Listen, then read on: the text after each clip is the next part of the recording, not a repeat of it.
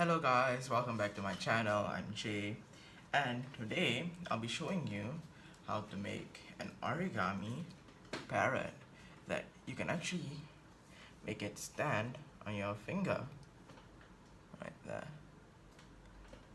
which is pretty cool. So let's get straight into it. Take a piece of paper, and first we're gonna fold it diagonally both ways.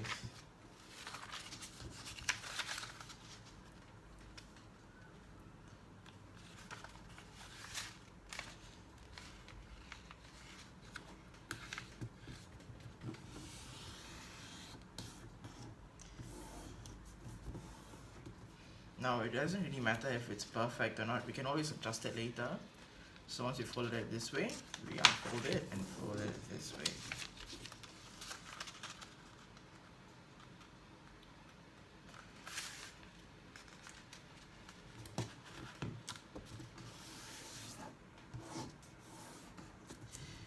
Once it's folded, unfold it and turn it over. Now we're going to fold it in half this way, like horizontally and vertically. Basically what we're going to do is we're going to make a base, a square base, which is the same base as for a crane, paper crane. If anyone, any of you guys watching have ever made a paper crane, it's the same base. So yeah, and fold it in half again.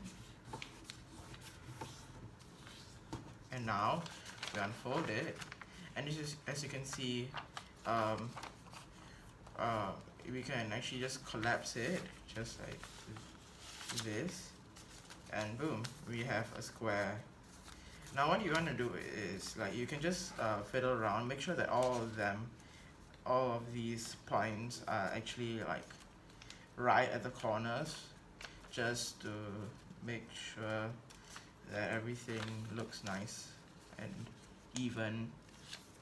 Once you've done that, you should be able to have like a perfect square. Just flatten out all these creases, and now you have a square. Now we will take this top layer and we're going to fold this edge through the middle, and we're going to do the same to the other side. So we do that. Oops. Just like that, and then we're going to do the same to this side. Fold it to the middle, just like that. And then we're going to turn it over and do the same thing all over again.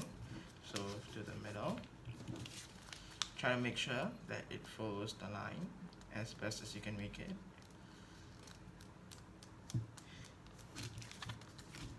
Now one tip for folding this to the line, especially because this middle line is actually the diagonal creases we made earlier, sometimes the tip is not very accurate. So what you want to do is you just fold it till this tip kind of, it is basically, you just try to make it, you can visualize this tip and you can like try to fold it in half, and then once you fold it, you just hold it down, and then you guide this tip to the middle, because around the base here it's much more accurate.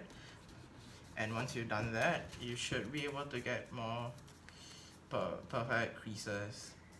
Now from here, we're gonna take, we're gonna unfold one side first, and we're gonna take this unfolded part, and we're gonna turn it over and fold it down until, and the crease is gonna be from this point to this point. So we'll just fold it just like that. And those who have made a crane before, you probably should know where this headed. So once you make a crease like that, you unfold the other side, you unfold this side, and you make a crease this side also, just so that it's a neutral crease. And then what you're gonna do is, I'm gonna lift this part up.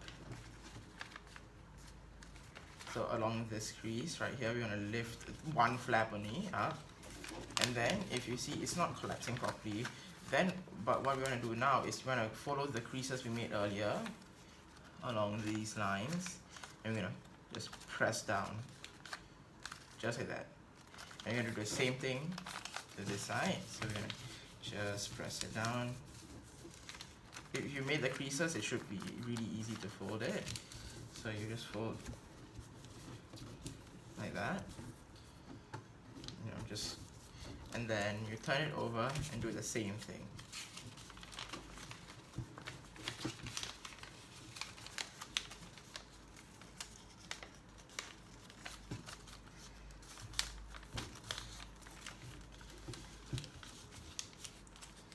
And once it's like this, we're gonna fold this down, and now you can see that there is like this flap here, which is shorter than all the other flaps. And then what you want to do is actually want to just unfold everything and then fold it in half. Okay, once you fold it in half, you want to actually take a scissors and cut it down this middle line until around here, which I'll just show you. So we just cut from here all the way to here, just like that, only like that.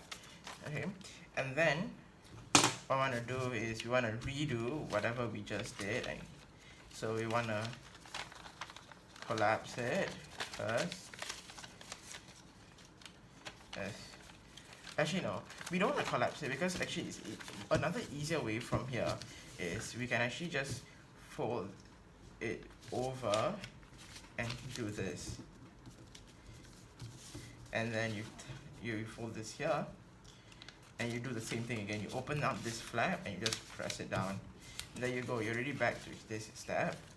And then what you want to do is you want to make the same creases, the same fold we did earlier, the one where you lifted it up and fold. And make sure when you're lifting it up and folding that the cut is facing you. Yeah. So once you do that, turn it over and fold it, and then fold this one flap down so that you can see these two flaps. And these two flaps are actually going to end up being the two small legs. So now what you want to do is you want to open from the side. If you look, you can actually open it up, and there will be a pocket right there. Okay, and you want to open up that pocket, and you want to bring this corner down to the other corner, and you want to flatten it just like that. Make something like this.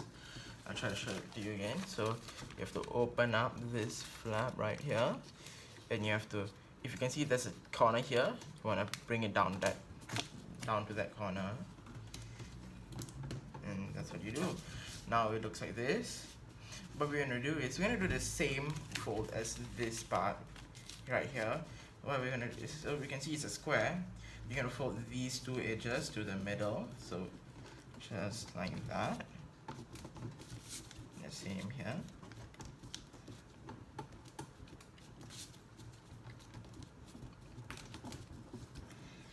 Oops, give me a second. Yep. And that, and we're going to do the same to the other side. So fold it inwards to the middle, just like that. Like that, okay. We're gonna undo it, and then we're gonna raise up the one flap like that, okay, just the top part, bring it back, and then we're gonna just fold down on the creases we just made.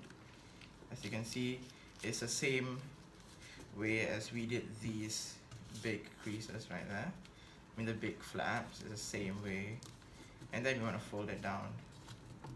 And it should be in this kind of shape. It's a little bit messy, but it should be fine because it's going to be the legs, and it'll be really small and you won't really be able to see it.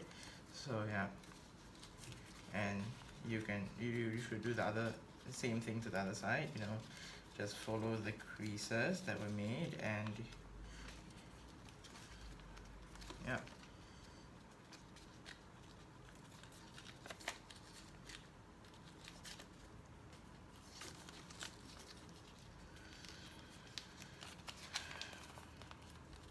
you can just like press down on it to try and make it flat, make it look nice.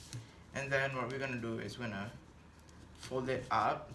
So what we're gonna fold it up and away from the part which has these two flaps, and the part that is facing is gonna be just one singular flap, okay?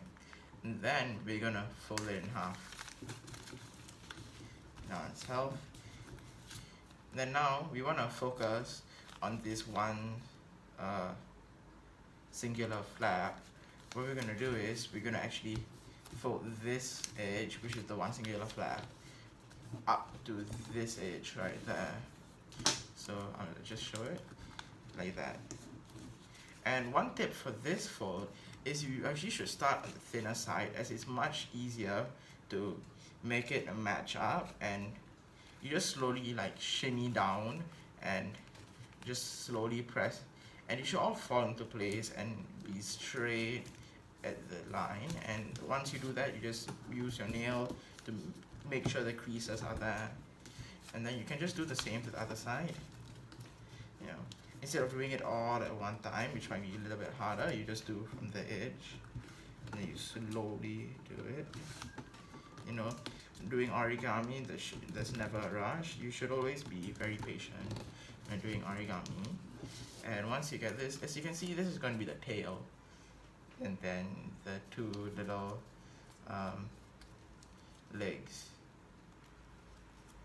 Now, what we're going to do is we're going to open it from the middle, just like that, and we're going to fold these edges inwards so that it matches up with this outer part, just like that, you know. Just according to the outer part, if it matches, that's all that we need. And you can see it goes straight. This corner actually touches the center line, and we can use that as a guideline for the other side. And once we do that, we can fold it back, and now we can kind of see it all fall into place. If we just compare these two, that's what it's gonna look like. So now we're gonna do the wings. What we're gonna do is we're gonna fold this edge to this edge right here, just like that, okay? And then we're gonna unfold it, and then we're gonna fold it down on this line here, right along this line. And what we're gonna do is we're gonna open just the top flap, and then we're gonna fold it down. Yeah, just like this. Give me it. Yeah, we're gonna open up the top flap along this line, and then the crease we made earlier, we're gonna fold down on that crease. And then this is what it should look like. And then do the same to the other side. So along this line,